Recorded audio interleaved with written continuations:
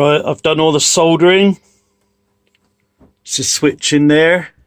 Next thing I'm going to do, I'm going to use this oak sheet to make some nice covers for each one.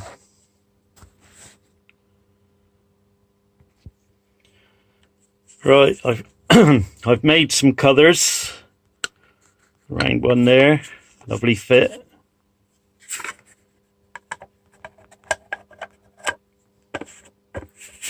Nice fit.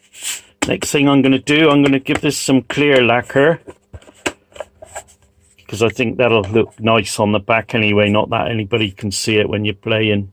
But I've got to put some copper tape on the inside there now, which will complete the shield on both of these covers.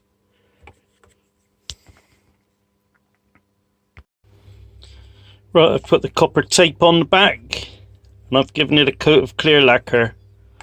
So now I'll just get these fitted and that'll be the back of the guitar finished.